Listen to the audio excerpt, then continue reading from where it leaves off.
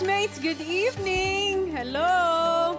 Siyempre, isang emosyonal na week ang pinagdaanan ninyo at hindi man kayo nanalo sa weekly task, naligtas naman sa eviction ang team ni na Aki, Diana at Gino. Pero siyempre, team leader Gino, after this week's experience, ano ang biggest discovery mo tungkol sa And that's what I did po.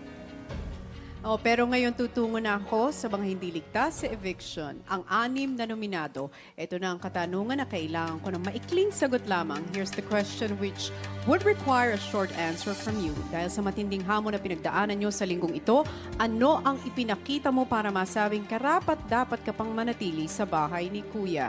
After this week's intense challenge, what have you shown or done which makes you deserving to still stay in the Big Brother house? Magsisimula tayo kay Argel.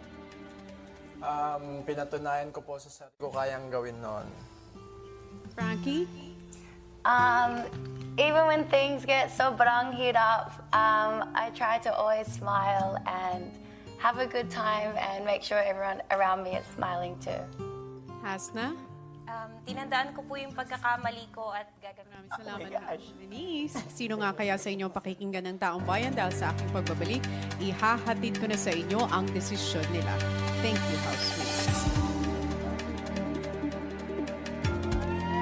After the commercial break, isasara na po natin ang botohan. Pero, bago ang commercials, aatras lang tayo ng saglit at balikan ang mga pinagdaanan ng ating nominees this past week. Heto, panoorin nating lahat.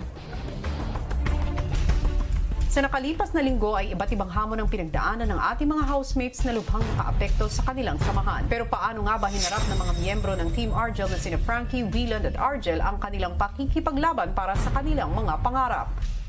Damang tayo sa sa leader. Malakas lang sa'yo ng konti si Kuya Gino kasi nga nag-support siya ng tapos.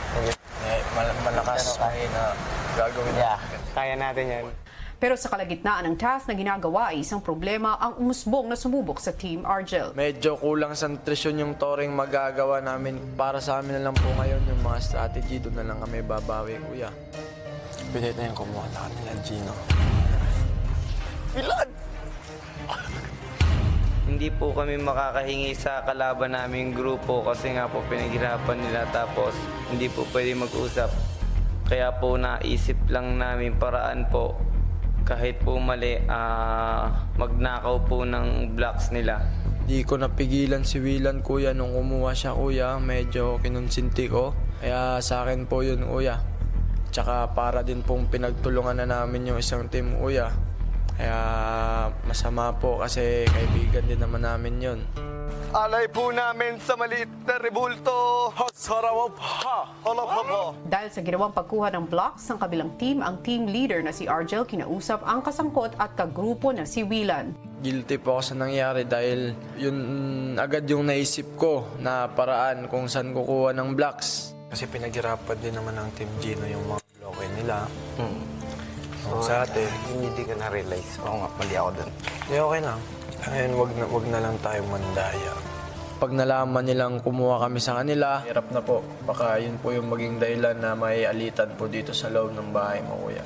Hanggang sa dumating ang oras na kinatatakutan ni Argel na hindi pagkakaintindihan sa pagitan ng mga grupo. Alam ko pong kaya po namin gumawa ng mas better. Yung ibigay po namin lahat ng best namin ng hindi po nanlalamang sa kapwa. Kanina ko lang po na-realize na lahat ng galing sa masama, walang magandang epekto. Yan po yung nangyari ngayon. People know what's up for stake, so I think the pressure is really on this week to win, and it's causing people to be very desperate and not thinking with their heart. So now it's really a competition. I was trying to keep calm, even if things got from worse to even worse. Pero dahil sa pag-iwas ni Frankie sa mga naganap na kaguluhan, ang ibang housemates hindi maiwasang mapag-usapan siya. My old book will be in the kitchen if anyone wants to read it. It's finished. Nakikita pa kaya nilang deserving si Frankie? Kung ako si Wheeland or Argel. Hindi. Kasi kung ako, kahit nasa ibang bansa ako, You will try. I would try and give effort. At saka medyo ano kasi siya eh, parang I still want to be beautiful. I think hindi siya sa effort sa attitude na siya. Minsan po, pinagbabasa lang po namin yung isa kasi mahina po yung wifi. Kaya kami po ni Willan yung palaging magkasama. Akala po kasi namin, lamok lang po yung makakabawas sa dugo namin, kuya. Nagdo-nosebleed na po kami. Remember, you don't have to be too serious. I already told him that, Frank. He sounds stressed all the time. Yes, I told him to sleep. Yeah, He he needs always to go out. relax. It's enough for me to just watch what's going on. I don't need to be involved in the situations that happen. That sometimes they think more with their head than their heart. And that competition can really get the better of people sometimes. Papaano nga kaya makakaapekto sa kapalaran ng mga nominado ang kaganapan ngayong nagdaang linggo? Ang sinalihan ko pong patimpalakay, dapat kang manalo at dapat buo loob mo. Yun po, na sa taas po namin na yun, natalo po kami ng emotion doon. Nakalimutan po namin yung totoong goal namin sa pagpasok ng bahay ni Kuya. Medyo napapaisip lang, kuya, na malaki din yung pagkukulang ko bilang leader kasi hinayaan ko pong nangyari yun. At hindi lang sa sarili ko, pati po sa grupo ko, kuya. Kasi siguro mas inisip ko po yung mga pagiging magkaibigan po namin lahat, kuya. Like, we've been through a lot, I've experienced a lot, so whatever happens, I'll be okay. I'll feel grateful that I've come this far. So just leave it up to the universe.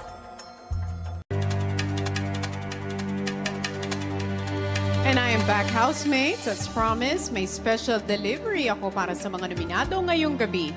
Matapos ngang natunghayan ng taong bayan itong nakaraang linggo, sino nga kaya ang pinili nilang iligtas? Argel, sa outside world.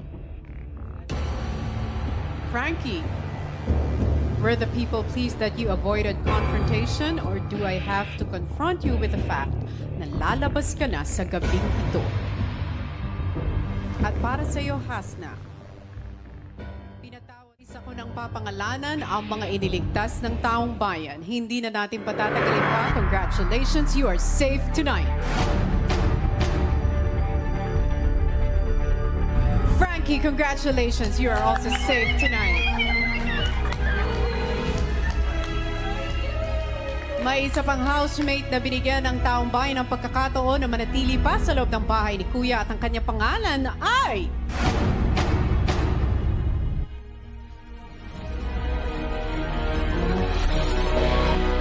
Whelan, I'm sorry, Hasna, you've just been evicted from the Big Brother house. Magpaalam ka na. Use this opportunity. Hanging by a thread. World. My heart is barely beating. Yes, love you all. Sorry. Tell me, would it be too much to ask if you break it to me gently that I'm waking the next day without you beside me? And who I hold on to today, tomorrow will just be